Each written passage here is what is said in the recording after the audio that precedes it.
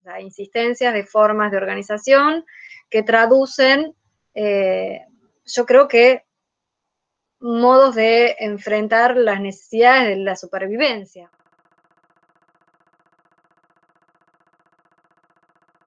Então, gente, muito boa tarde, então, né, agora oficialmente, para todas e todos, a gente está começando, então, mais um desses eventos que a gente está organizando, que a gente está chamando de Conversas de Pitch em tempos de pandemia.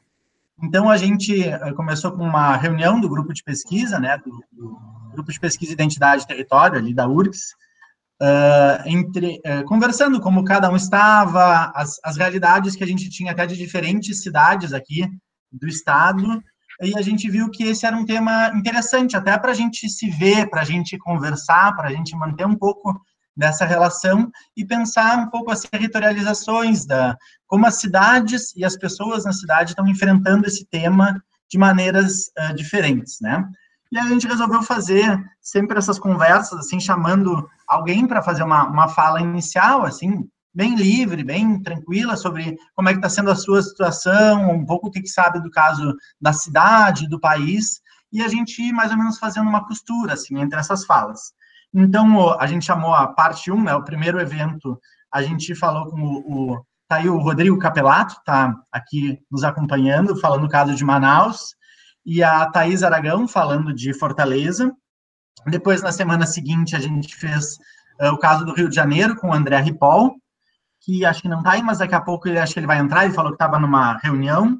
E na semana passada, também, do Rio de Janeiro, a Aline Rangel, falando do Museu de Favela e do território aí da Pavãozinho, né, contando um pouco desse caso. E daí agora a gente está, de uma certa forma, expandindo as fronteiras, então, agradecer a Mica, que vai aqui falar conosco hoje, né, que a gente convidou, que é da nossa rede, assim, né, de pesquisa. A Mica, a Bárbara me mandou aqui um resuminho, ela é doutora em Ciências Sociais pela UBA, docente no Instituto de Investigações Rino Germani, na UBA, Universidade de Buenos Aires, e no IDAES, Instituto de Altos Estudos Sociais, na UNSAM, Universidade de San Martín, Buenos Aires, e a nossa parceira aí na Rede Light, né? Então, a ideia, para quem está vindo pela primeira vez, é a gente fazer essa estrutura aqui, mais ou menos, que vai aparecer na tela. Já vai aparecer aí para vocês. A gente sempre tem esse momento, assim, mais de abertura, para a gente apresentar um pouquinho a dinâmica, como é que vai ser, né? De mais ou menos 15 minutos, a gente faz a apresentação, assim, da Mica. Não sei se o Weber vai querer fazer alguma introdução sobre os temas que a gente falou nas conversas passadas. Depois, uma fala inicial da Mica, né, da Micaela Cuesta, contando um pouco a experiência dela. Depois, assim, alguns trechos para perguntas e respostas, mais ou menos 30 minutos, e depois encerramento, tá? Essas perguntas e respostas, se vocês quiserem, vocês podem fazer aqui pelo chat.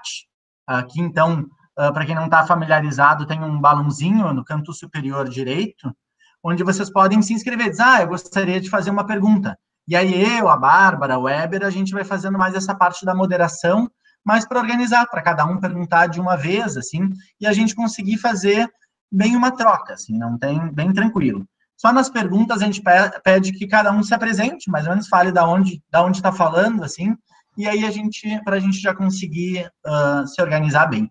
E o encerramento é mais assim, não é a ideia de ter uma conclusão sobre o tema, é mais para a gente ir conversando, mas assim, falar um pouquinho sobre a experiência, um pouco da sua realidade na cidade, e o que se identificou a partir das nossas falas, assim. Então, acho que a introdução seria essa, para explicar um pouco a estrutura do evento. Não sei se o Weber quer falar alguma coisa, a Bárbara, esqueceu alguma coisa? Eu só lembrar da lista que a gente está acostumado.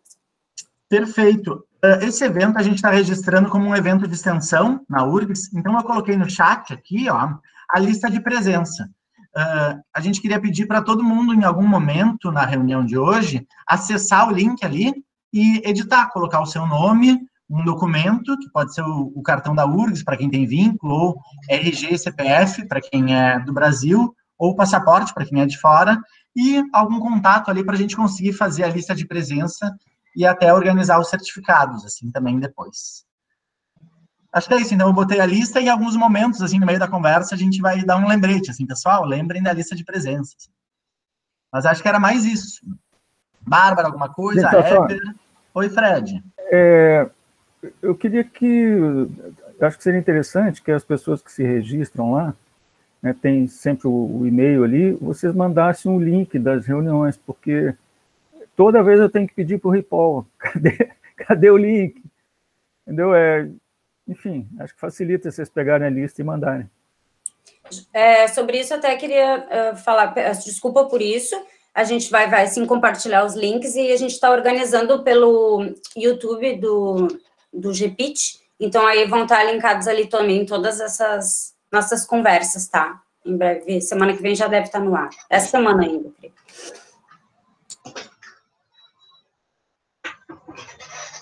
Isso aí, começamos, então? Eu queria só agradecer muito a disponibilidade da Mica, né? Enfim, a presença de todos vocês no mundo online.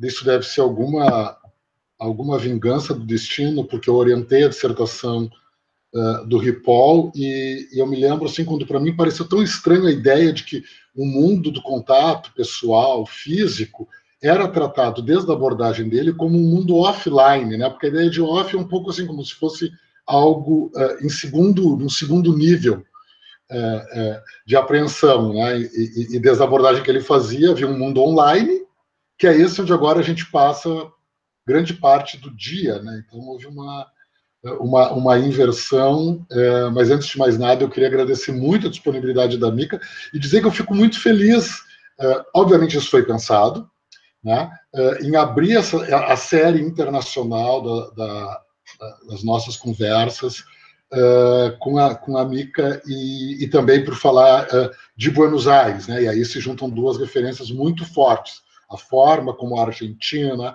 através do Alberto Hernandes, tem enfrentado a pandemia, né, e a capacidade de reflexão que eu tenho acompanhado nos últimos anos e a abordagem que a Micaela Cuesta apresenta, que eu tenho certeza vai dar uma invertida bastante forte assim no nosso desvio, por demais locacional em geral, né? Por demais agarrado ao território, ao espaço. Estou muito feliz de ver a Mica, pelo menos, né? Espero que o Mário daqui a pouco apareça. Aí eu tenho um recado do meu filho, que sabe que o Mário torce para o Boca, para a gente trocar aí nos sorteios das finais da Libertadores do nosso próximo período, para ele garantir o ingresso se for em La Bombonera, e a gente garante aqui se for no Beira-Rio. O Marcelo não vai poder garantir, porque eu acho que a Arena do Grêmio, que é o time dele, não está disputando essas finais, esses espaços, mas enfim. A gente tem uma conversa não só de crianças,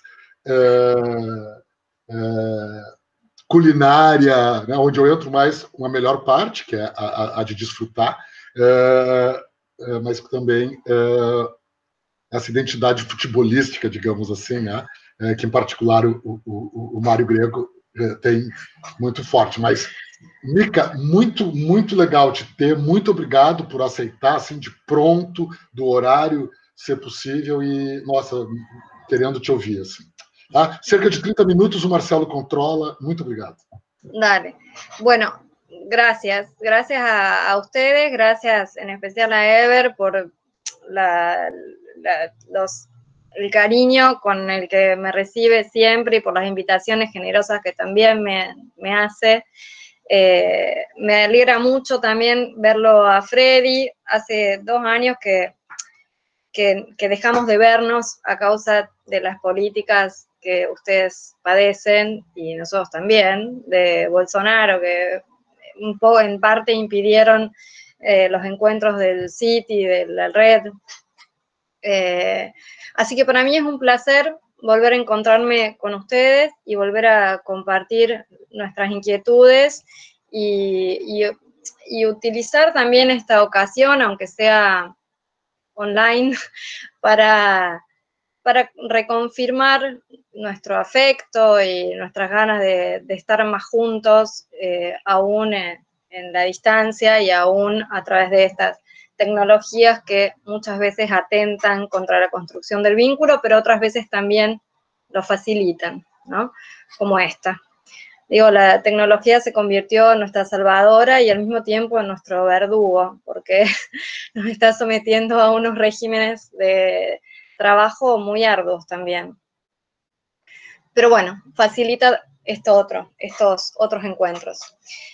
Como ustedes saben, acá la pandemia, las medidas tomadas en prevención, digamos, de la pandemia, las medidas de aislamiento social, fueron casi inmediatamente tomadas. O sea, hubo una previsión y una precaución por parte del gobierno de Alberto Fernández, recién inaugurado, por otro lado. O sea, nosotros cambiamos de gobierno hacia fines del año pasado y Fernández se encuentra a los pocos meses de asumir con una deuda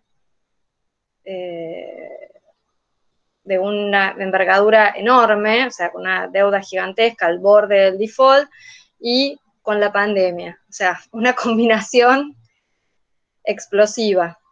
La medida que tomó fue bastante inmediata, decía, fuimos uno de los primeros países en Latinoamérica, de América del Sur, digamos, de uno de los primeros países, digo, en tomar estas medidas y hacerlo de un modo bastante contundente y con una aceptación por parte de la sociedad en un primer momento, porque ya llevamos tanto tiempo de pandemia que podríamos hacer hasta una periodización, porque hace más de 60 y pico de días que estamos, que estamos con la medida de distanciamiento social. No quiero decir que estamos en nuestras casas porque falsearía una realidad, que es que no todos tenemos la posibilidad de estar en nuestras casas. Quienes tenemos el privilegio, quienes tenemos, sí, el privilegio, digo, de tener un hogar, podemos estar en nuestras casas. Quienes no, bueno, ya lo sabemos, ¿no? Deben exponerse al contagio y a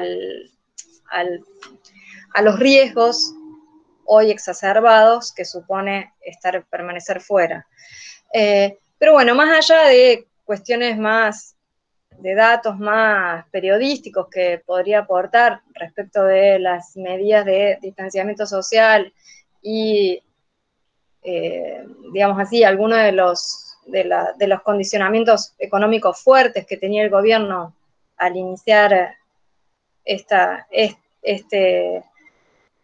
tiempo tan raro o enrarecido del COVID-19, de lo que quisiera hablar es sobre todo de lo que queda expuesto a partir de la pandemia. O sea, ¿qué expone la pandemia? ¿Qué verdades nos muestra? ¿Qué ambivalencias? ¿Qué ambigüedades? ¿En qué subjetividades cuaja el virus? ¿Y qué circuito de afectos consolida o tiende a acentuar y cuáles no? Podríamos decir, entonces, que la pandemia desnuda algunas de las tramas de la sociedad en la que vivimos, expone sus desigualdades y sus injusticias en una dimensión más estructural o macroeconómica. Lo que quiero decir acá es que expone los daños que produjeron, en realidad, largas décadas de políticas neoliberales, solo interrumpidas momentáneamente, sí, que solo con interrupciones, digo, momentáneas, al menos en nuestro país, y creo que también en Brasil, con gobiernos que se llamaron progresistas, o más progresistas que los que veníamos teniendo desde el 70, digo, que esa larga historia, o esa historia de temporalidad extendida que podemos denominar historia del neoliberalismo a partir de los 70 en nuestros países, esa historia es la que hoy revela todas las marcas y todos los efectos que ha producido en la trama de la sociedad. Es una historia, decía, de temporalidad larga porque se puede inclusive periodizar. O sea, tuvimos nosotros un primer momento neoliberal que fue en la década del 70, que se impuso a través o a partir de una violencia explícita con las dictaduras en todo el Cono Sur, que nos no coincide necesariamente con los procesos que se dieron en Europa, aunque allí también se inauguraron con Thatcher, ¿no? Con estos ideólogos de lo que algunos autores denominan neoliberalismo. Digo, esa historia neoliberal que tiene una larga trayectoria, podríamos pensarla en distintos momentos. El primer momento vinculada en América Latina con las dictaduras, un segundo momento vinculado luego de la caída de los socialismos reales a un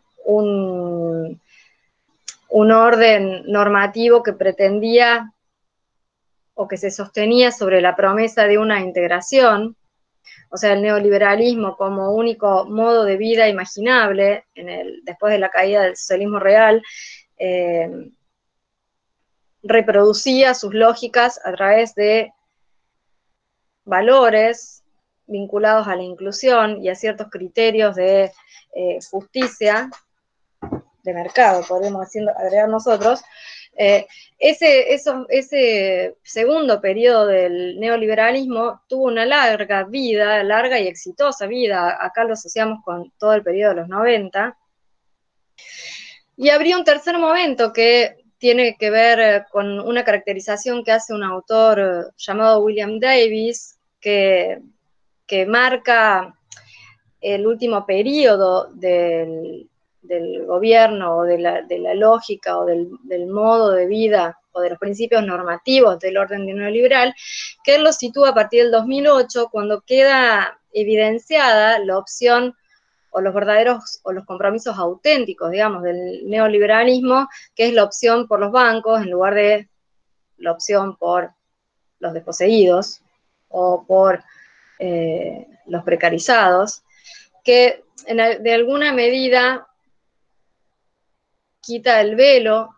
ideológico del orden neoliberal, pero que también provoca otro efecto, que es sostener su legitimidad ahora, no ya en esa promesa de inclusión o de integración normativa, sino en un espíritu punitivista. O sea, el último momento, dice este autor, de el orden neoliberal, digo orden a propósito, porque orden supone la incorporación dentro de la regulación de las relaciones sociales de ciertos valores o ciertos principios vinculados a la justicia, sobre todo, pero también a la igualdad, a la democracia, a una buena vida. El neoliberalismo trabaja y produce sentido en torno a estos valores. Entonces decía, ese último periodo denominado punitivo, porque se sostiene sobre una moralización del fracaso y una, digámoslo así, responsabilización por los destinos de cada uno y cada quien en función de las decisiones que puedan haber tomado cada una de esas personas. Esa última fase del neoliberalismo es la que quizás se nos muestra hoy con más fuerza en la pandemia. Y que se deja ver en su rostro quizás más burdo y más cruel en Trump y Bolsonaro, ¿no? O sea, Bolsonaro y Trump representan, digamos, dos caras de lo que la racionalidad neoliberal es capaz cuando se deja llevar por, no sé, un principio, diría, inclusive un falso principio económico-financiero, y cuando se deja conducir por una también falsa, diría, aunque muy efectiva, identificación entre libertad individual y libertad de mercado. O sea, cuando libertad individual y libertad de mercado se consolidan, lo que vemos es la cara liberal del autoritarismo, ¿no? O la secreta complicidad entre liberalismo y autoritarismo. Digo, la pandemia lo que deja expuesto, decía al comienzo, es, por un lado, ¿no? Esta historia, esta larga historia que nos remonta a una posperiodización posible del neoliberalismo, cuyos efectos vemos en la deficiencia o en la vulnerabilidad en la que se encuentran las instituciones sanitarias, o sea, la debilidad o el carácter deficitario del sistema de salud va de la mano con el reemplazo de los estados benefactores, con el avance o el cambio en la acumulación, en el patrón de acumulación, todos procesos de extensa historia y sobre los cuales podríamos hablar una hora, que tiene que ver con esto, con esta larga periodización que traía a cuento a raíz de la pandemia. Pero no solo deja ver eso, deja ver o nos permite reflexionar acerca de esa historia larga, sino que también, creo yo, la pandemia echa luz o hace que salga a la luz esas profundas napas de desigualdades e injusticias que son producto de esa historia larga. Y que tienen que ver o que se reflejan acá en Argentina en la distinción o en la torsión de ciertos eslogans que a raíz de esta situación excepcional de distanciamiento físico se produjeron. Uno de ellos es el quédate en tu casa, que muy poco tiempo después de pronunciarse dio lugar al quédate en tu barrio, y en ese deslizamiento lo que deja ver es la no universalidad del derecho a la vivienda. O sea, no todos tienen derecho a la vivienda, no todos los habitantes de las zonas metropolitanas pueden permanecer en sus casas, porque sus casas son lugares de hacinamiento y por lo tanto de imposibilidad de convivencia simultánea durante un periodo prolongado. Entonces, en la propia formulación del eslogan, quédate en tu casa, quédate en tu barrio, lo que se expone, en definitiva, es ese desigual acceso a la vivienda y también la desigualdad respecto de las condiciones habitacionales y a la satisfacción de necesidades básicas según las zonas en las que uno habite en la ciudad.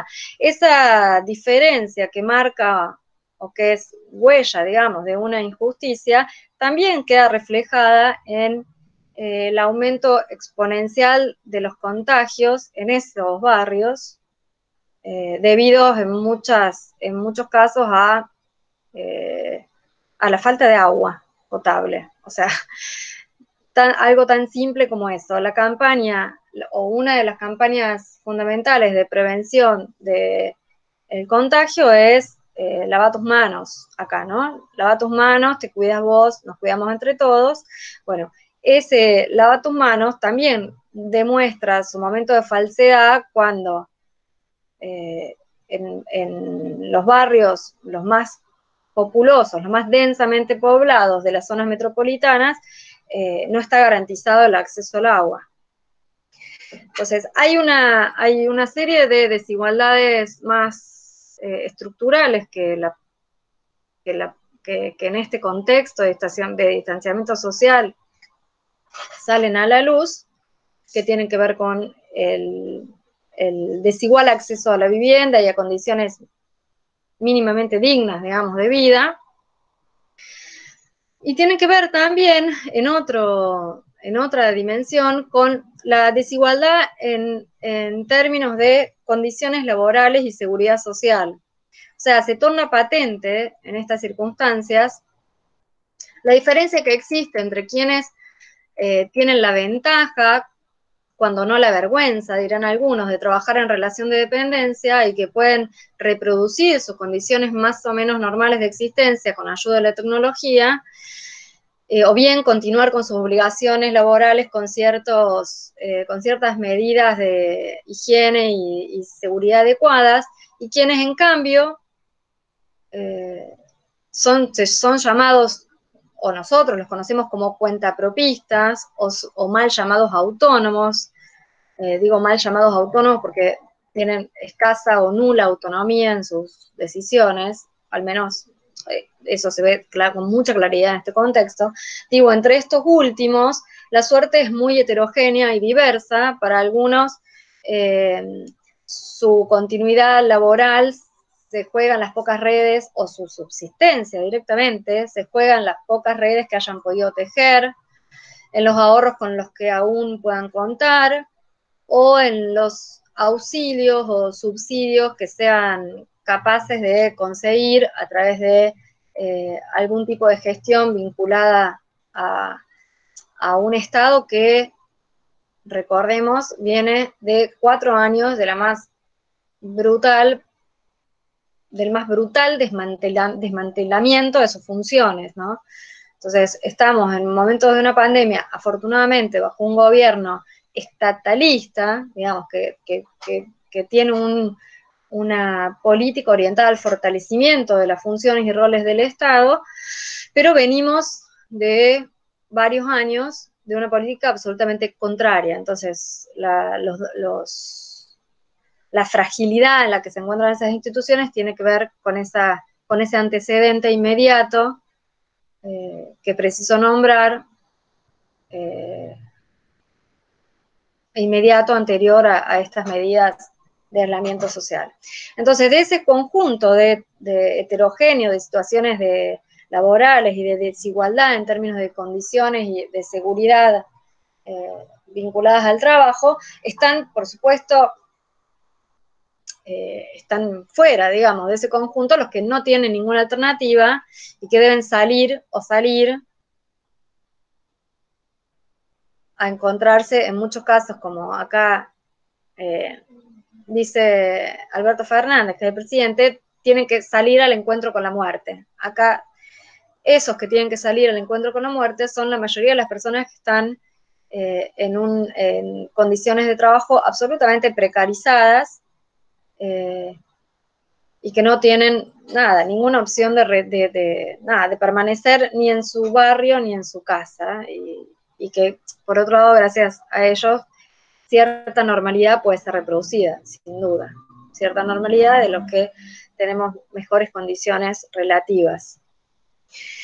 En ese marco, el esfuerzo de una, diría, amplia porción de la clase media urbana, invertida en hacer como si nada de esto estuviera ocurriendo, o sea, como si no hubiese una situación excepcional de aislamiento físico, el esfuerzo de hacer como si nada de todo esto, insisto, estuviera ocurriendo, creo que es bastante elocuente de los rasgos subjetivos que se forjaron a la sombra de esas políticas neoliberales de largo aliento y de largo tiempo, y son esos rasgos, creo yo, en los que este virus finalmente cuaja, o sea, se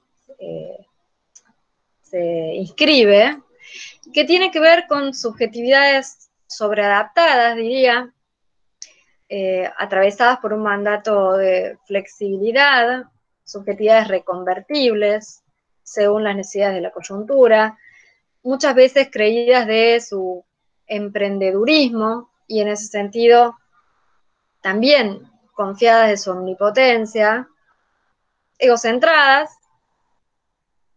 diría, padecientes y gozosas simultáneamente, ¿no?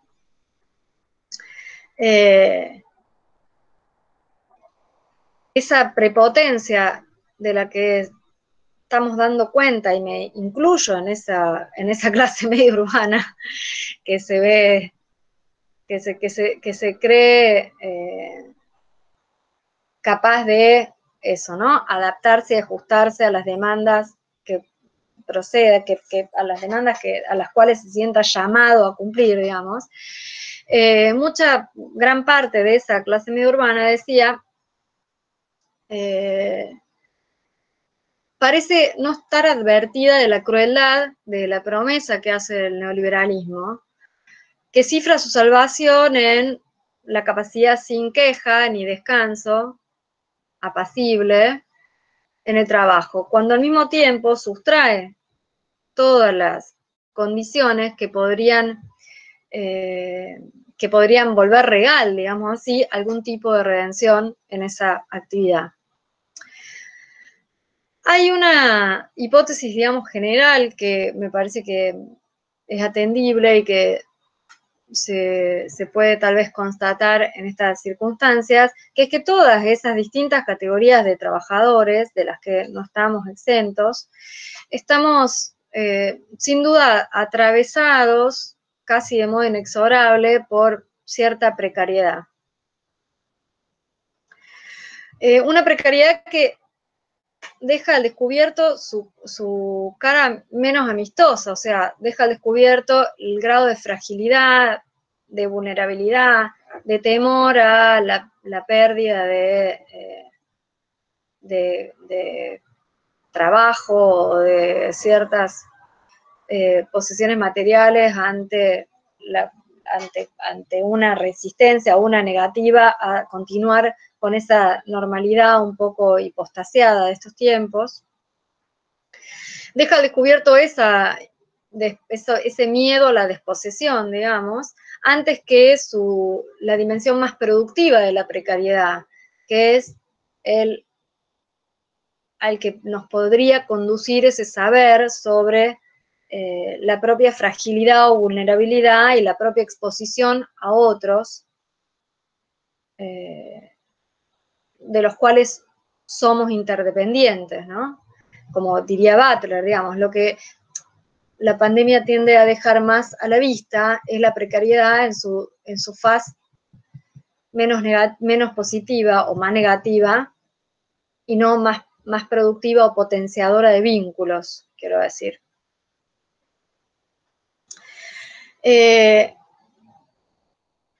Al comienzo decía que la pandemia expone la desigualdad en términos más estructurales o macroestructurales, pero también expone las sensibilidades en las que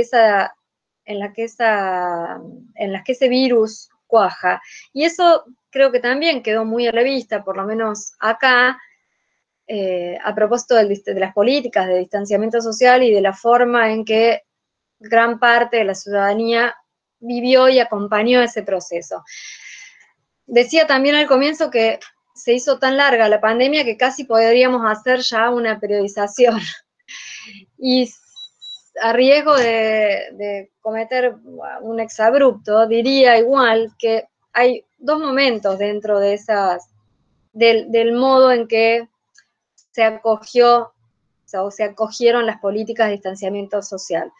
Un primer momento de bastante beneplácito, o sea, donde efectivamente la gente de bien, que sin duda no está de acuerdo con el Estado, con los roles del Estado, con la redistribución, etcétera, se dispuso de buena gana a quedarse en sus hogares, y no solo se dispuso de buena gana a quedarse en sus hogares, sino que se dispuso a patrullar a todo aquel que no permaneciera en sus hogares. Inclusive, creo yo, hubiera estado dispuesta a denunciar al que saliera de la casa, lo cual no hace más que confirmar ese rasgo que con Davis decíamos de ese rasgo punitivista de la sociedad neoliberal, digamos, de los vínculos o de los afectos que pone en circulación la lógica del neoliberalismo, que ¿cuál es?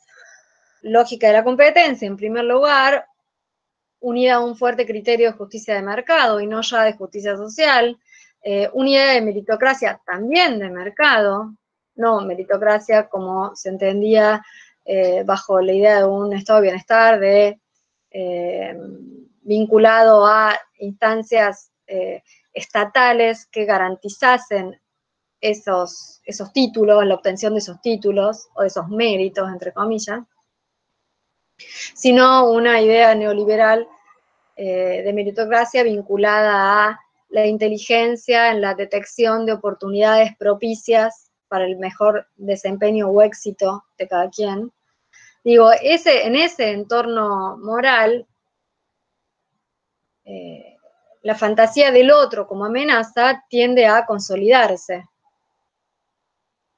Y es en ese entorno moral donde la apelación a la solidaridad tan recurrente, digo, en el momento de pandemia, aparece solo como un gesto, un buen gesto individual y no como una, como diría Durkheim, por ejemplo, una función social orgánica imprescindible para el funcionamiento del todo social o de la totalidad social. Digo, en esa sociedad hay un conjunto, o en esa sociedad se ponen en circulación un conjunto de afectos, como el odio, que impregnan superficies corporales a través de la estigmatización del otro, donde descargar las frustraciones propias que el propio sistema genera, donde se reproducen sensibilidades indiferentes o apáticas o abúlicas respecto de los destinos de los más próximos y los no tan próximos, donde el miedo deja ver su cara menos terapéutica y más paranoide. Digo, en esa sociedad es que el virus se inscribe. Y no hace magia, digo, el virus no reconvierte esas subjetividades en algo, en lo que no son, o en algo mejor.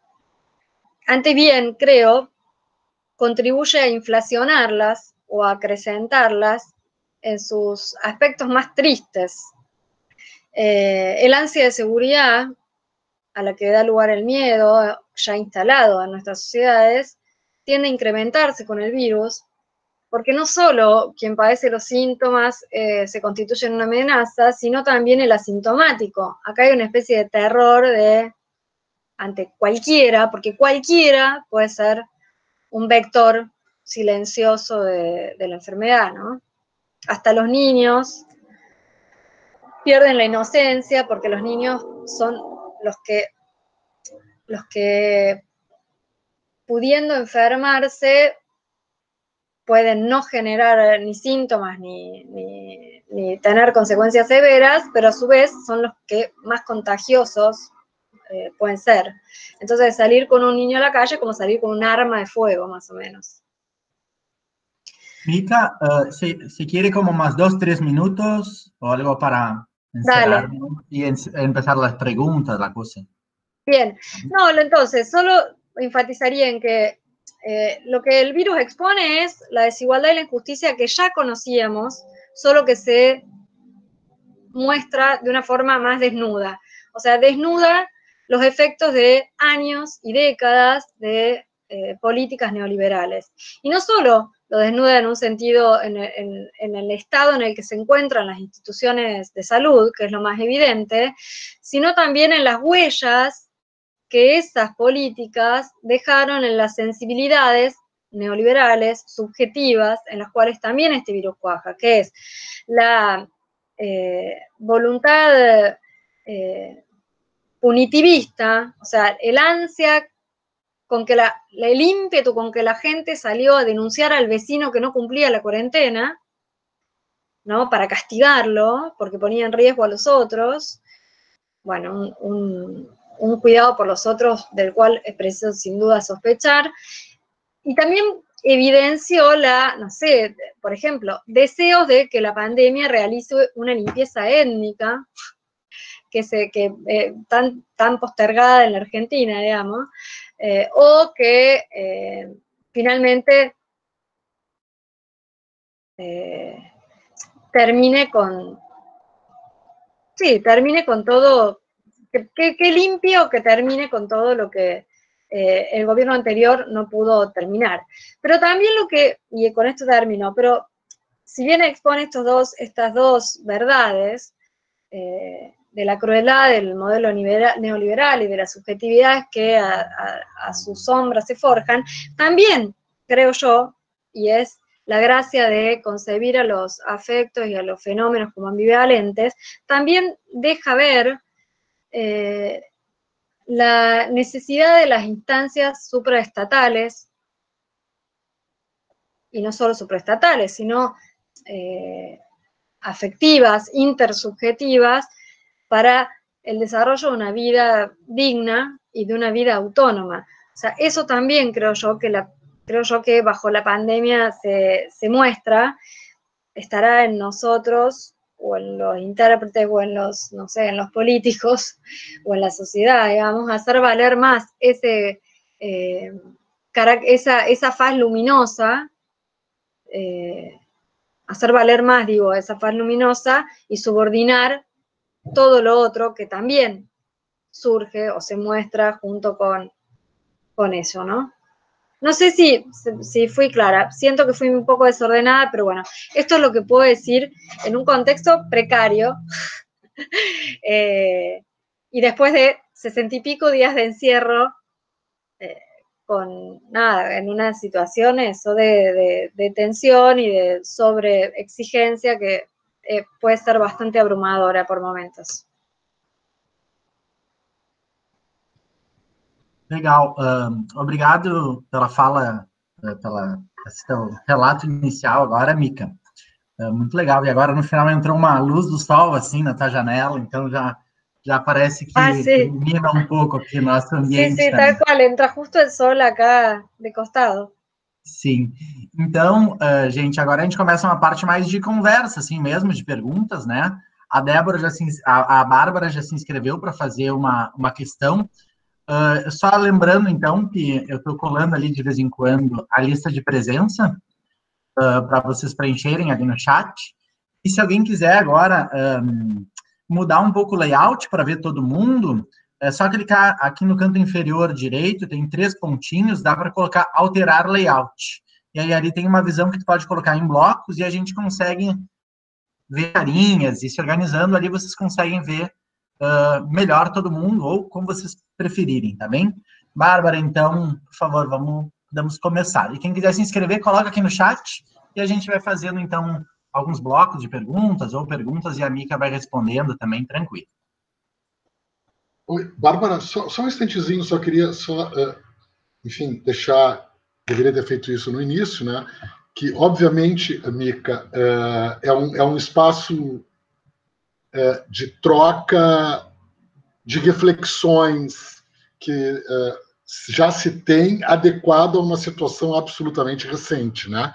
Então, assim, tem esse caráter de ensaio falado, né? Mas absolutamente de ensaio, de tentativas de procurar elementos para uma reflexão de caráter bastante inicial. Então, de modo um pouco diferente, né, quando se faz uma conferência, ou mesmo se dá uma classe, uma aula, você chega com conhecimento já razoavelmente estabelecido e consolidado. Essas conversas têm exatamente esse espírito, né, de uma experimentação, de uma tentativa e erro. Enfim, muito obrigado, já vou me inscrever aqui. E lembrando para quem puder falar de onde está falando, né? Se apresentar assim, né? Bem sucintamente antes das perguntas. Micaela, querida, obrigada por tua fala. É muito impressionante, assim, a gente já sabe disso, mas é bom ouvir, porque é muito impressionante como nos assemelhamos, como o que está acontecendo aqui também está acontecendo aí, né? Mas eu queria, assim, nessa tua fala, apesar de essa questão, né, de que expõe as ambiguidades, as desigualdades, né, as injustiças todas dessas políticas neoliberais, então que a gente consegue enxergar isso, assim, muito claramente, eu também queria saber um pouco o outro lado, assim, sabe? Porque nesse circuito de afetos também surgem alguns movimentos, contra-movimentos, assim, né? De solidariedade, né? Aqui a gente tem visto isso bastante, assim. E, enfim, eu queria só trazer isso, assim, e de repente também te ouvir nesse outro sentido, assim, né? De que a gente enxerga todas essas questões das injustiças, mas também o povo passa a se organizar de alguma forma, né, em especial, creio que uma parte dessa classe média, assim, pensando em mim, assim, também, né, nesse lugar. E aí, se tu quisesse falar algo sobre isso também. Uhum.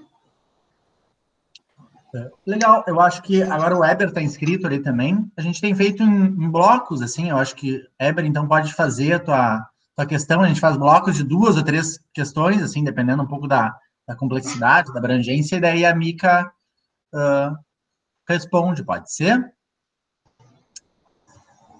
Oi, acho que sim, acho que é ótima essa dinâmica, enfim, muito obrigado. Mica, tinha certeza que tu ia trazer elementos que não são muito próximos, mas que, no entanto, grande parte de nós não trabalha com a dedicação, com a cuidade, né, com o foco temático, sem contar, enfim, a tua capacidade e a densidade da tua formação sobre os efeitos do neoliberalismo, né, em todas as situações, em particular numa situação historicamente absolutamente especial, né?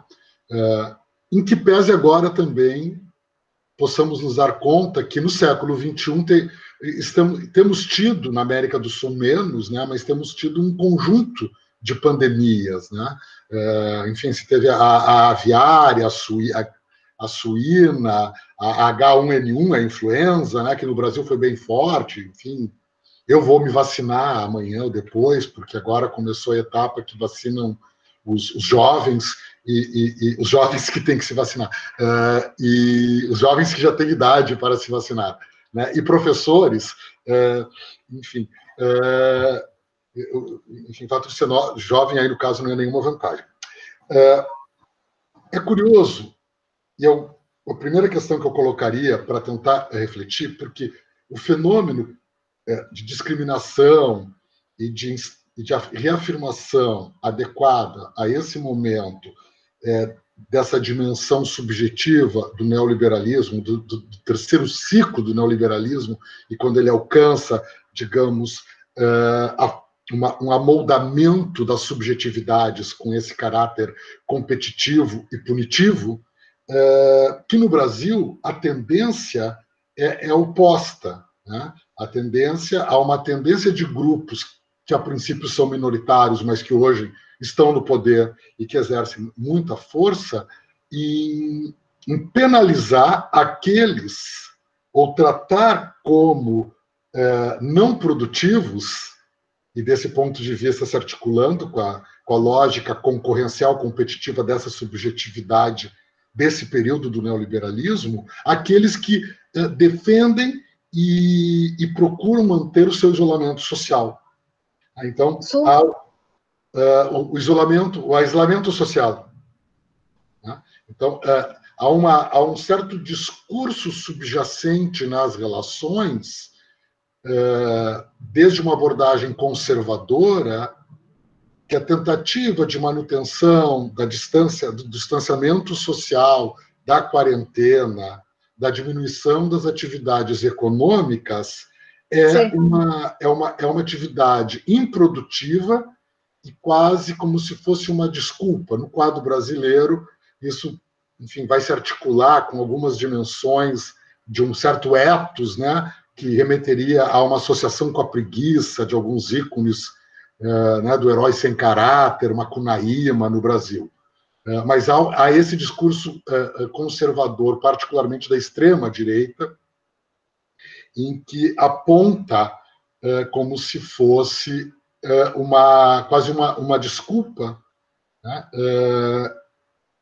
à prática do isolamento social, uma desculpa para ser improdutivo, enfim, para receber benesses de um trabalho dentro de casa, remoto, etc. Me parece que aí há uma dimensão que se articula com esse núcleo, todavia, de modo oposto ao que se passa na Argentina, dado a perspectiva da prática governamental aí e de uma certa hegemonia social, sociopolítica, digamos assim, mais pró-ação do Estado. Então, aqui haveria quase uma relação mais imediata, mais direta, né? Enfim, são os fracassados ou aqueles que dialogam com o mundo não competitivo, não dos vitoriosos, né? Os losers, numa formulação norte-americana competitiva, concorrencial, os defensores da quarentena e do distanciamento social. Me parece que há uma relação com esse núcleo da subjetividade neoliberal que tu aponta, todavia de um modo um tanto ao revés do que se passa na Argentina. E, por outro lado, tem essa dimensão, e isso é curioso, que ela é mais difundida, me parece, independente das formas de manifestações, essa, no caso brasileiro, e a que tu apresentaste, no caso argentino, que é a emergência do medo sem subterfúgios, né? Para usar uma metáfora atual, sem máscaras, né? O medo aparece tal qual, né? Então, aqui no Brasil, por exemplo, esses agrupamentos conservadores de direita, essa base, se sente, parece, mais corajosa, tendo mais hombridade do que os demais, na medida em que não tem medo, né? E daí a dimensão do medo intrínseca. E, por outro lado, tu tem um conjunto da população que me parece atemorizado, né? Ou seja, o medo constituído da subjetividade neoliberal agora aparece, se expõe de maneira explícita, né? Num grau de explicitude até então tratado como sintoma psíquico, né? O burnout, a depressão, e como sendo dimensões individuais, agora assumindo, digamos assim, um caráter social que desnuda, digamos assim, a situação particular do efeito da pandemia. Enfim, seriam duas questões, meio reflexões, mas que eu acho que eu gostaria que tu abordasse. Enfim, mais uma vez, muito obrigado. E obrigado à presença de vários, né? Tem muita gente passando por aqui. Mica, acho que pode responder, então, essas questões. E aí, quem tiver mais questões pode ir colocando ali no chat, a gente vai organizando. Bueno, gracias. Bueno, qué bueno que Eber dijo esto de que esto era un ensayo, porque realmente tiene ese carácter de provisorio y coyuntural todo lo que dije, y creo que todo podría ser reelaborado y reflexionado a partir de estos intercambios. De hecho, bueno, hay algo que pone Bárbara que es cierto, digamos, hay un lado B de la paranoia, de la paranoia del aislamiento, que por suerte existe, y gracias a su existencia una porción significativa de la población metropolitana puede subsistir, que tiene que ver sobre todo con prácticas muy habituales en los sectores populares, pero que existían antes de la pandemia, me animaría a decir. O sea, la pandemia no funda esas, creo, ¿no?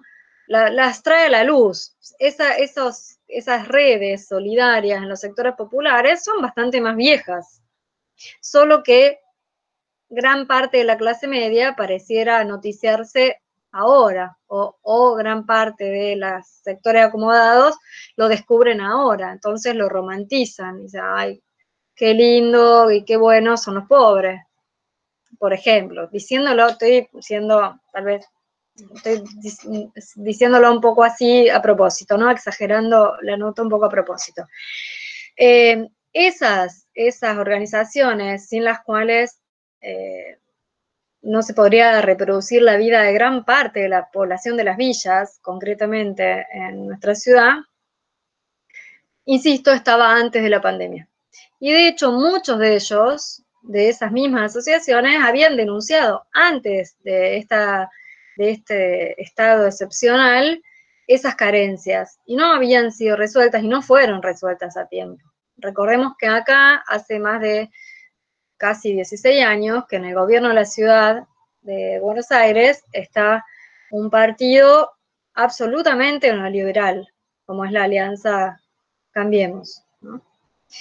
que ahora están actuando en bloque con el gobierno y la provincia, pero que hace 16 años que gestionan la vida de muchas personas. Entonces, esas formas de solidaridad, sobre todo en los sectores populares, estaban, creo yo, antes de la pandemia, quizás se reforzaron probablemente con la pandemia, pero no las trajo la pandemia. Tal vez las visibilizó. Y lo que visibilizó también en ese sentido es la politicidad de lo doméstico, la importancia de las tareas del cuidado, o sea, todo eso existía, las tareas del cuidado existían, ¿no? Ahora hay una chance quizás de hacer algo con ese saber,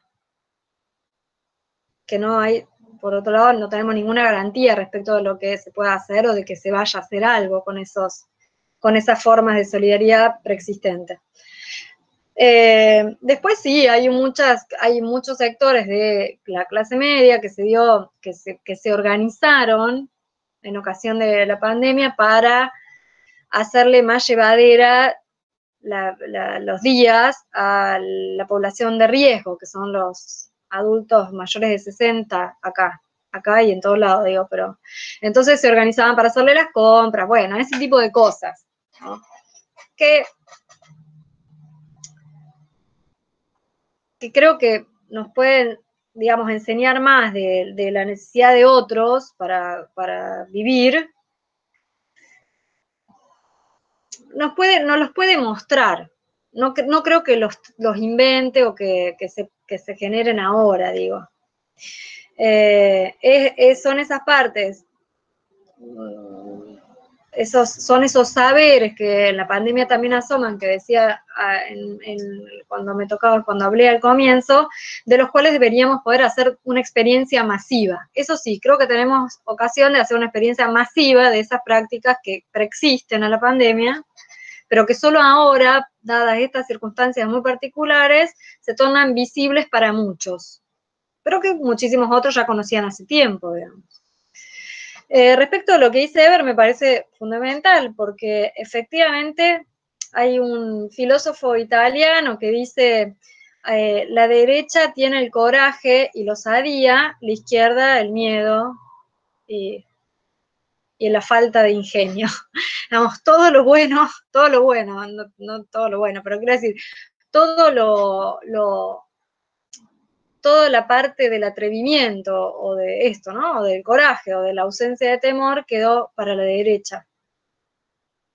Y no creo que sea algo opuesto al neoliberalismo, a las características o los rasgos neoliberales de los que hablábamos en un comienzo. O sea, si no comprendí mal, Eber decía que los que defienden la cuarentena en Brasil, que por otro lado no es una política oficial, o recién ahora está siendo una política oficial, ¿no? Recién hace muy poco tiempo, más o menos.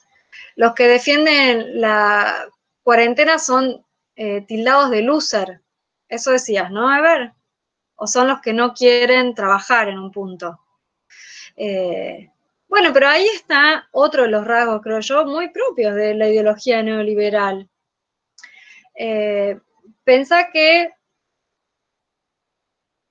en Brasil, creo yo, se ve muy patente lo que Wendy Brown conceptualizó muy bien, que es esta especie de alianza entre libertad individual, libertad de mercado y autoritarismo social. O sea, ¿qué rechazan quienes rechazan la cuarentena? El cercenamiento de las libertades individuales, en muchos casos. Lo hacen en nombre de la libertad, pero la pulsión que está por detrás es profundamente autoritaria y es profundamente desconocedora de las situaciones de vulnerabilidad, de riesgo, de precariedad, de dependencia que están detrás de las relaciones sociales y de las vidas individuales. Entonces, castigar a los que defienden la cuarentena utilizando un criterio económico, no me parece que sea menos liberal que estar a favor de la cuarentena y ponerse en el rol de castigar, porque en definitiva lo que está en juego ahí es la vocación punitiva.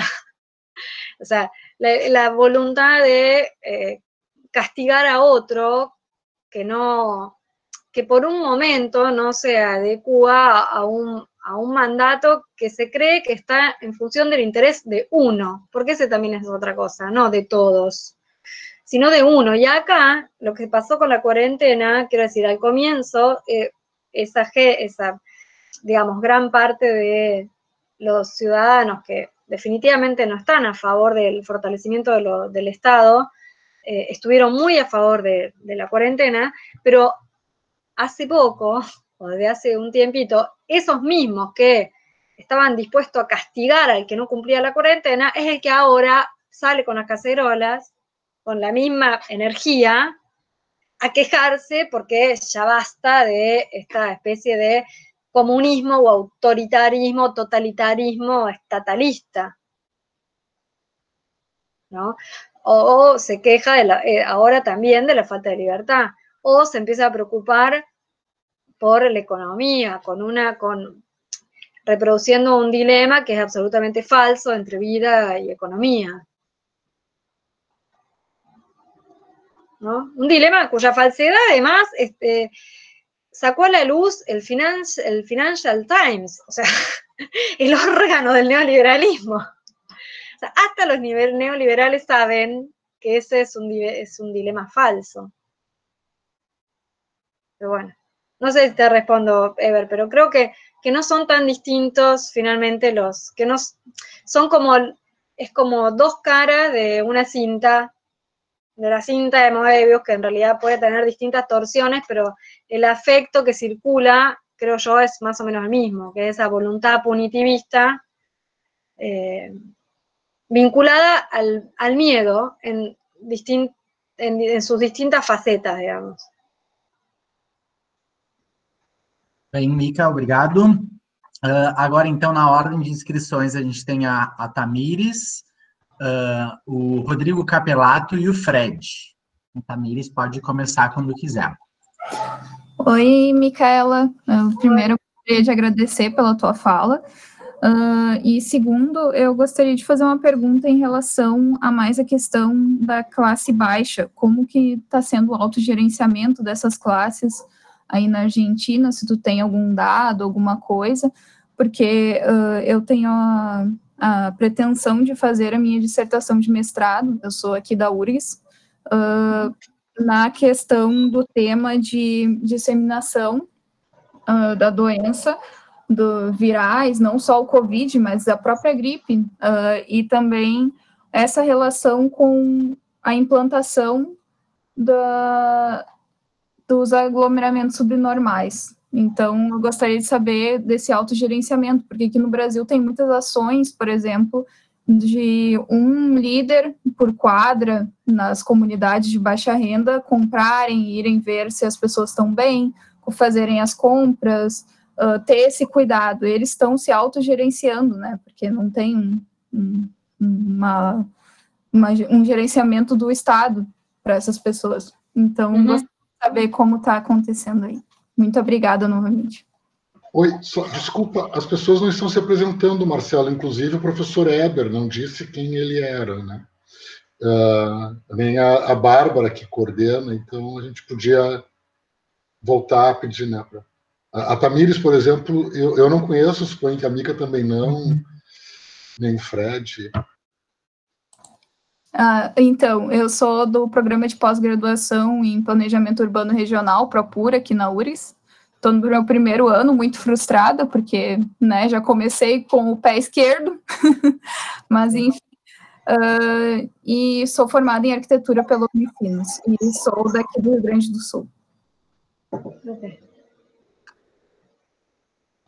Obrigado, Tamires. Rodrigo Capelato, então, por favor, depois o Fred. Bom, eu vou... Boa tarde, mais uma vez é um prazer encontrar com todos vocês. para quem eu estou vendo pela primeira vez, ou está me vendo pela primeira vez, eu sou o Rodrigo, eu moro em Manaus, sou doutorando do programa de pós-graduação do PROPUR, Programa de Pós-Graduação em Planejamento Urbano e Regional, tinha esquecido, sou orientando do professor Eber, e estou recentemente em Manaus de volta, né, há alguns meses, e na verdade o que eu queria dividir um pouco com vocês não era, acho que talvez, oi Mica, novamente nos vemos, né, já tive a oportunidade de te encontrar em Buenos Aires, é um prazer revê-la, e a todos que estão aqui, como sempre, é um prazer dentro desse esquema de isolamento e dentro desse processo de escrita de tese, que tem um isolamento em outra escala, né? Mas eu queria dividir umas coisas aqui que eu anotei, e eu queria começar com a fala da Bárbara. A fala da Bárbara emprestando a fala do Fred na semana passada. Bárbara falou dessas redes populares, né, ou dessas redes afetivas que se estabelecem, mesmo diante de uma questão que o neoliberalismo se exacerba e todas as características ficam superlativas, vamos dizer assim. E ouvindo você falar, e Mica também falar, e lembrando das nossas conversas anteriores, me parece muito que essa rede, como Mica colocou, que ela não se estabelece com a pandemia, né? Até dividindo com vocês, fui corrigido várias vezes esta semana, que é a Covid e o coronavírus, né? Tipo, a Covid é a doença e o corona é o vírus, como HIV e AIDS, né? Me corrigiram várias vezes, falei, vou aprender e vou dividir com quem eu conseguir. Mas eu acho que é um pouco o que o Fred falava semana passada, que nós, ao invés de resistir, esse grupo não é que resiste, esse grupo é o que insiste dentro da sua condição. Não é é um grupo que, na verdade, já está estabelecido, e aí ele entende a sua condição de desamparo, e aí desamparo, tanto o desamparo existencial, né, dentro das questões mais da psique, como também o desamparo desse circuito dos afetos que o Safatli fala, e coisas desse tipo, de uma questão de estar fora, ou de não se sentir dentro do jogo neoliberal, ou de não é nem não se sentir, mas não conseguir fazer parte desse jogo neoliberal, então eu estou desamparado, e toda a capacidade mobilizadora dele, porque no neoliberalismo são os desamparados que se manifestam, né? Ou precisam se manifestar, porque os amparados, quem se ampara, que estão, por exemplo, numa condição melhorada, eles, na verdade, vão procurar o plano de saúde privado, vão procurar a educação privada, vão entrar nessas condições fora, quando não tem o estado de bem-estar social, então eu vou lá e consumo aquilo que está disponível, porque eu posso, e aí os desamparados, dentro dessa condição, ficam nesse lugar meio de despossessão dessa situação neoliberal, né? Eu não faço parte, eu não converso, eu não consigo. E é esse desamparo, me parece, a mim, assim, voltou muito latente a fala do Fred, dessa ideia de insistência. Eu acho que a gente está, da mesma forma que o a Covid exacerba essas características estruturais do neoliberalismo, como o Mica colocou, em todos os aspectos, sejam eles macroestruturais, sejam eles subjetivos, ou em outras instâncias dessa capilaridade neoliberal, né? Então ela aparece, por exemplo, na educação, e aí tem toda essa crise da educação à distância, do acesso remoto, e toda essa conversa, toda essa pressão para que ela aconteça, ou para essa adaptação, o oportunismo da Covid em relação a essas possíveis adaptações que a vida pode sofrer, e, consequentemente, já falamos disso aqui, não volta atrás, então há esse oportunismo para se encaixar, e há também, ao mesmo tempo, essa exacerbação de uma condição já pré-estabelecida, que é essa empatia, esse afeto, tudo isso, na verdade, também se exacerba por falta, né? Eu acho que o neoliberalismo tem isso, assim, a falta e o excesso acontecem ao mesmo tempo. E aí, quando falta esse lugar do afeto, de um modo geral, os grupos que fazem parte, sejam minorias, são, de certa forma, estimulados. Então, volta aquela ideia, para terminar, só para enfatizar a primeira frase. Eu acho que insiste mais do que resiste. Ele vem mais com uma ideia de a minha condição piorada pela Covid, ela precisa ser insistente na tentativa de sobreviver a tudo isso. Então, as minhas redes se fortalecem, mas tudo num microcosmo. A mim parece um pouco isso, eu queria dividir isso com vocês, o que apareceu aqui dentro da fala. Obrigado, pessoal, mais uma vez. Legal, Rodrigo, obrigado.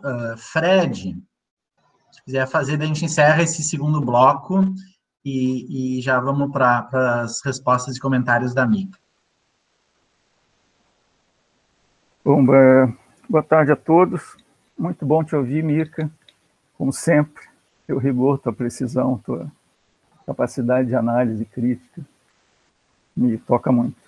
Muito bom ver todo mundo. Eu não sei se tem alguém que, sei lá, não me conhece de qualquer maneira. Vamos. O Fred é o Frederico Araújo. Tá? Eu sou professor na UFRJ, num instituto e num programa que é similar ao PROPUR, né? De planejamento urbano e regional. Bom, o que eu queria falar, assim, dentro desse quadro que a Mica nos traz, né, dessa exacerbação da desigualdade, das diferenças, né, e da dominação que a pandemia faz, né, quer dizer, uma desigualdade que é estrutural, já exacerbada nesse formato, quer dizer, estrutural do próprio capitalismo, mas exacerbada nesse modo neoliberal e, digamos, extra-exacerbada nessa situação de pandemia, né, onde essas coisas se tornaram muito visíveis e cruéis, né? Bom, mas dentro desse quadro, eu me preocupo, assim, fora vários tipos de questões, mas eu tenho uma preocupação particular sobre as possibilidades de se falar do horror, desse horror enfim, que essa situação toda coloca, né? Um horror que é vivenciado de uma forma diferenciada, né? Como o Rodrigo estava falando há pouco, tem os amparados e os desamparados, né?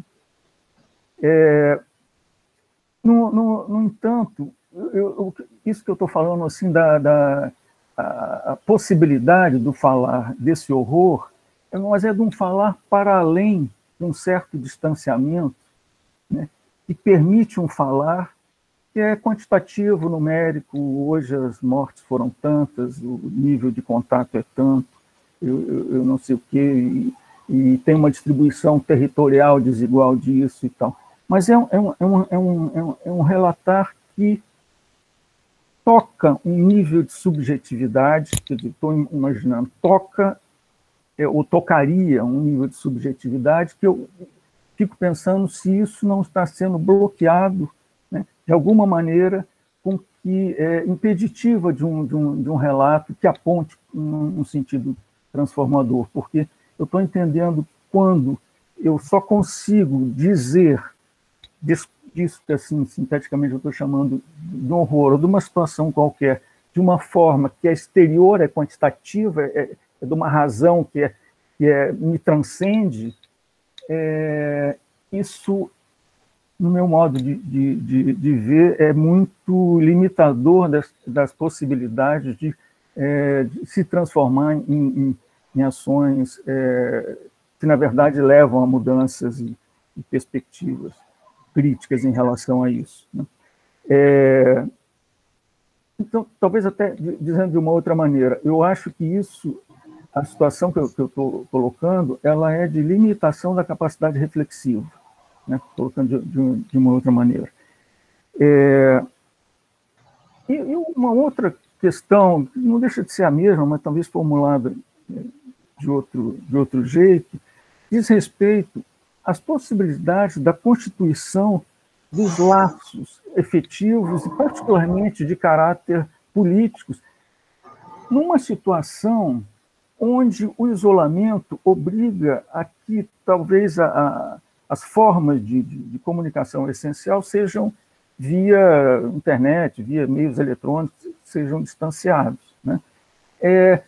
Mas isso, numa sociedade onde esse tipo de forma de comunicação se impôs e vem se impondo de uma maneira muito brutal, eu inventei um modo de dizer isso assim, que é uma sociedade Twitter, onde a capacidade reflexiva fica limitada por um número de caracteres mínimo que você pode expressar. Então, respondo do mesmo jeito e tal. Isso de uma forma muito simplificadora das possibilidades reflexivas. E o que eu estou dizendo é que essa situação da pandemia exacerba isso, né? Não deixando outras possibilidades. Algumas falas aqui, acho que da própria Mica, o Rodrigo agora estava lembrando, né? E acho que pessoas que falaram antes também, dos exemplos de laços de solidariedade, são múltiplos, assim, particularmente em espaços de carência e tal, que estão se estabelecendo, né? Mas, no entanto, eu diria que a forma societária predominante não é isso. Não é isso. Entende? Então, quer dizer, eu estou colocando um pouco como, enfim, pensando um pouco alto, mas são as duas preocupações, né? Como constituir esses laços nessa situação, né? E como falar desse horror para além das estatísticas, dos números. É isso.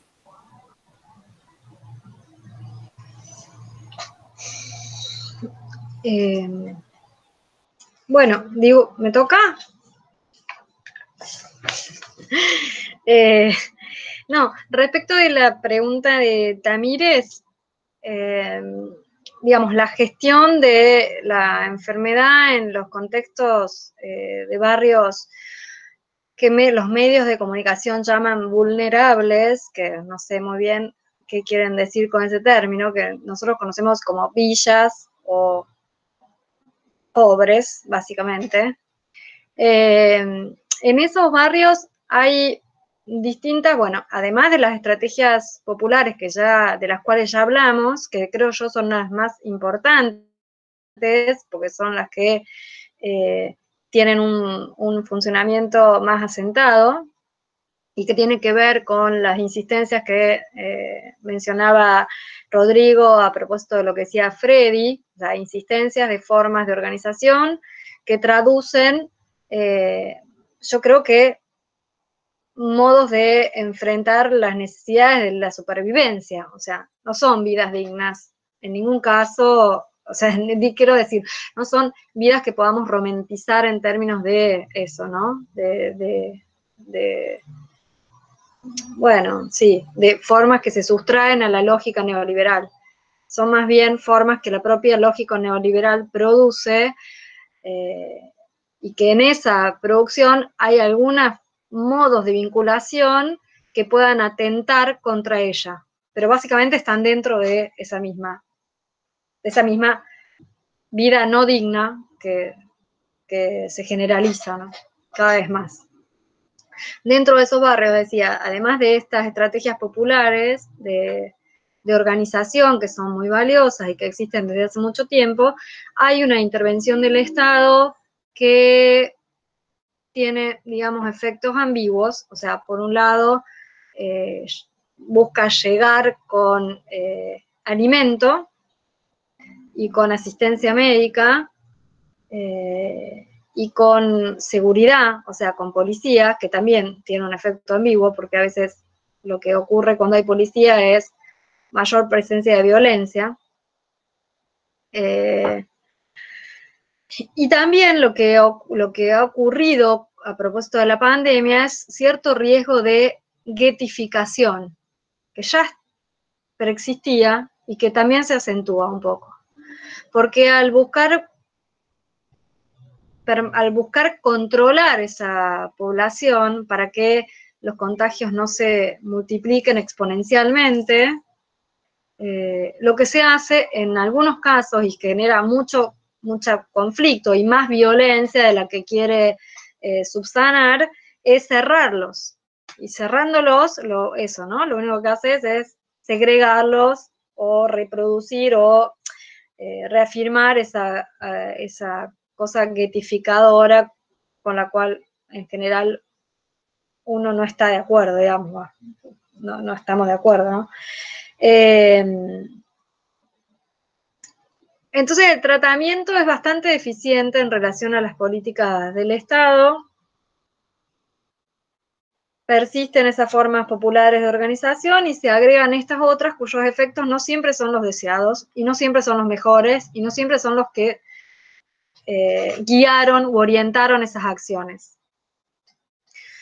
Y el número de contagios empezó a aumentar significativamente a partir de que hubo contagiados dentro de las villas. O sea, acá volvimos a la fase 2 de cuarentena, cuando el coronavirus llegó a la villa, y en general llega porque los habitantes de esas zonas son los que trabajan para la gente de clase alta, que es la que viaja y trae el virus, o es la que viajó y trajo el virus. En muchos casos se dieron así los contagios.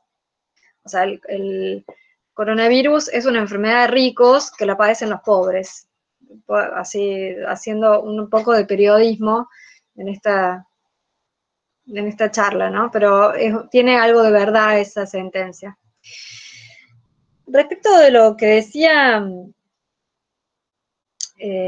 Freddy, no puedo más que estar de acuerdo. Yo creo que nada de lo que provenga de la sensación de horror que produce la contabilización de cadáveres puede generar una reflexión. No creo que pueda salir algo bueno o crítico de la situación ante la cual nos coloca una imagen que nos horroriza. El horror, creo, tiende más bien a paralizar, o solo podemos hacer algo con el horror una vez que no estamos ante él. Me da la sensación, ¿no? Por un lado eso, sí, efectivamente el horror creo que introduce o impone un límite a la reflexión. Después, si no te entendí mal, Freddy decía el aislamiento con la mediación tecnológica que conlleva, también inhibe la capacidad reflexiva o crítica, no solo por el límite en los caracteres, que estoy de acuerdo, no solo diría también por el tipo de vinculación que promueve Twitter, que en general Twitter es el lugar de anonimia para volcar todo el odio, la frustración que te produce la vida cotidiana contra todas las figuras que tengas a mano, digamos. Es el único momento en donde podés decir lo que quieras sin riesgo de tener ninguna respuesta, ni moralizante, ni punitiva, ni nada. Y si no digo, no solo por eso, sino porque el aislamiento nos pone en una confrontación de nosotros mismos con una multiplicidad de demandas a las que debemos atender, a las cuales no estamos habituados y que nos quitan fundamentalmente tiempo para la reflexión. O sea, diría algo del orden doméstico, cotidiano, mucho más pequeño que la mediación tecnológica, que nos limita por sus caracteres o por una cuestión externa, digamos, sino que estamos, creo yo, limitados en caso de que tengas niños a cargo, que es mi caso, por la demanda desbordante, cotidiana, que realmente hace difícil, que modifica la distribución de los tiempos, la experiencia de la temporalidad y la espacialidad. Eso está absolutamente trastocado y afecta concretamente los tiempos que podamos dedicarle a otra cosa, y la reflexión, sobre todo, supone tiempo y supone diálogo y supone contacto y roce con otros. Entonces, sin todo eso es muy difícil sostener. la reflexión crítica o más profunda, qué sé yo. Así que, contrariamente a todos los que profetizan revoluciones éticas a partir de la pandemia, yo soy como del grupo de pesimistas radicales que cree que es muy difícil que algo original o distinto o verdaderamente nuevo, mejor, surja de esto. La verdad que creo que lo máximo que podemos hacer es aguantarnos la angustia de no saber lo que va a venir e intentar transformar esa angustia en improvisación de un mundo mejor, no sé.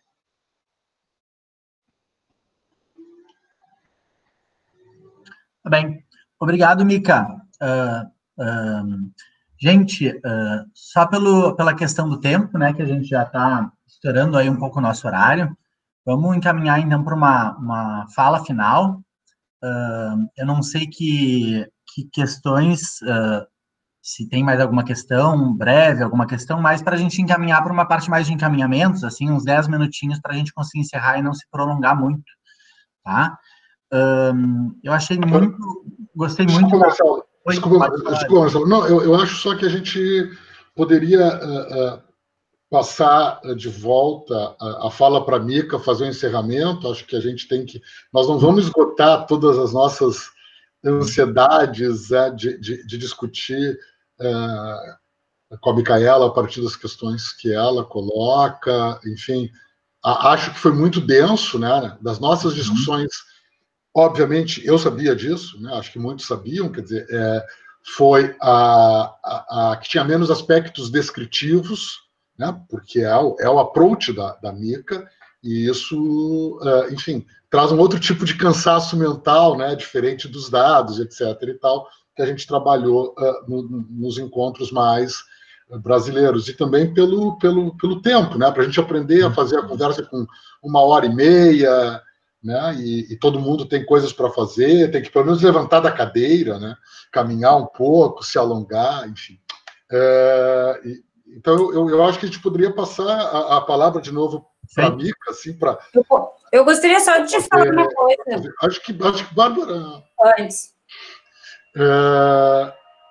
Acho o que todo mundo acha?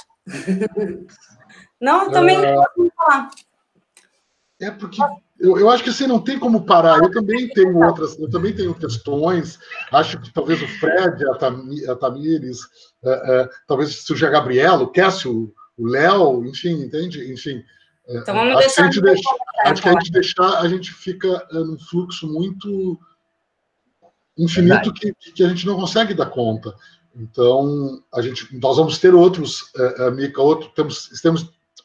temos tido nesse horário encontros. Semana que vem Isassa, que é de Medellín, da Colômbia, é isso? E provavelmente tenhamos o Ramiro, se a gente conseguir que o Fred faça o Ramiro responder ao nosso convite, porque eu acredito que os meus e-mails caem na pasta de spam do Ramiro, só pode ser isso. Enfim, então a ideia é que dia 10 de junho a gente tem uma fala do Ramiro aí sobre Quito, La Paz, né? O eixo dele, e depois a gente deve ter um conjunto de falas mais do Norte Atlântico, Estados Unidos, Europa Ocidental, para fazer o circuito. Isso tudo está sendo gravado, enfim, a gente vai disponibilizar, né? Tem essa solicitação do Fred, perfeita, mas nós vamos também colocar, tem um processinho de edição no canal de YouTube do GPIT, né? O GPIT tem um canal de YouTube, enfim. E aí eu vou passar a palavra para a Mica encerrar, e aí depois, se a gente quiser fazer, se alguém quiser fazer algum comentário e tal, mas que não seja questão, que seja questões mais de caminhamento, etc., perguntas sobre questões organizativas, mas eu queria que a Mica desse bem isso, queria ouvir um fechamento, un cierre de Mica. Bueno, no tengo ningún cierre conclusivo, te voy a defraudar, Ever. No, simplemente agradecerles porque también yo me quedo pensando muchas cosas de las respuestas y preguntas que ustedes formularon y los comentarios que hicieron. Creo que es un momento muy, digamos, rico para las ciencias sociales, para los que hacemos sociología. Esto se presenta casi como un laboratorio para analizar muchas de las cuestiones que siempre nos interpelaron a quienes, ¿no? A quienes hacemos de esto nuestra práctica casi cotidiana, y que se vincula con inquietudes muy clásicas y digo, con cuestiones que acá, de las cuales acá dimos cuenta, digamos, con los afectos, con el modo de experimentar la temporalidad que nos constituye desde la modernidad, digamos, y que atraviesa todo el pensamiento sociológico, con las formas de activar la memoria en todo aquello que asoma de nuevo en la pandemia, pero que la pandemia no inaugura, digamos, que siempre estuvo. Entonces es una invitación a reflexionar sobre eso que siempre estuvo y que ahora merece ser atendido y quizás interpretado de otra forma. Y es un momento oportuno para revalorizar sobre todo los vínculos y el contacto con otros en el momento de su ausencia más radical, porque no hay ninguna tecnología que pueda suplir esa figuración del cuerpo del otro, y el cuerpo del otro es la piel del otro, y es la voz del otro, son las miradas. Creo que es eso, ¿no? Una ocasión para advertir cuán interdependiente en múltiples sentidos somos de otras instancias y de otros. Y cuánto requerimos de eso para no quedarnos, como decía Freddy, paralizados ante el horror de nuestra propia finitud y de la finitud, no sé, de todo lo que nos rodea tal y como lo conocimos antes de esto, aun cuando no nos haya gustado cómo estaba todo antes de esto, ¿no? Porque si hay algo que también tenemos claro es que se expresa con mucha claridad es, bueno, el mundo en el cual estábamos viviendo no es el mejor de los mundos y no va a ser el mejor de los mundos porque la pandemia lo suspenda por un momento. De hecho, más que suspenderlo, lo agudiza y lo acelera en otros, en sus sentidos más tristes, o en sus afectos más tristes, o en sus pasiones más tristes. Entonces, intentar sostener estas instancias con todo el costo que tienen para cada uno de nosotros, bueno, es un modo de insistencia, para tomar a Freddy, sobre aquellas formas del lazo que nos gustaría preservar y enriquecer cuando esto pase, porque como todo va a pasar. Simplemente eso, decirles de nuevo gracias, que haré lo posible por participar de otras. Justo en este horario yo debería estar dando clases. Hoy pasé una clase online para poder estar acá y me pone feliz haberlo hecho. Así que se los agradezco. Y bueno, seguiremos nuestros intercambios por otras vías hasta que podamos encontrarnos nuevamente. Muchas gracias, Mica. No, muchas gracias a ustedes. Y bueno, nada. Espero que se continúe. Sí. Fred, Obrigado. Não sei se o Fred, porque, enfim, nós temos essa relação.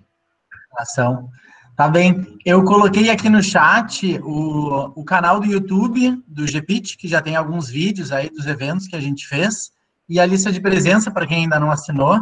Queria agradecer também a Mica e todos os comentários aí, e lembrar também, como o Weber destacou, que na semana que vem a gente vai falar com o Juan Izada, de Medellín, da Colômbia, também nesse mesmo horário, e à medida do possível a gente vai editar e todos os vídeos vão estar ali no canal do YouTube e vamos mandar por e-mail aí também para quem participou hoje da reunião.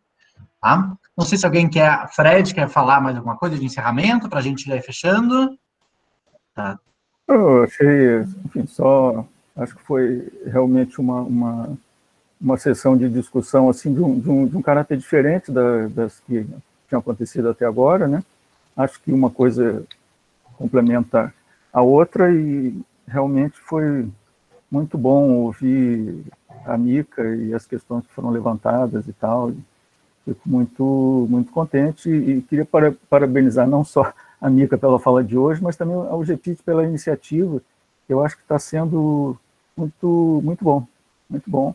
Eu acho que até está se ampliando a participação e abrangendo, né, alargando o espaço dos convidados e tal. Muito bom, muito bom. Um recado aqui especial para a Mica. Mica, eu tenho sem o teu contato de WhatsApp. Eu quero.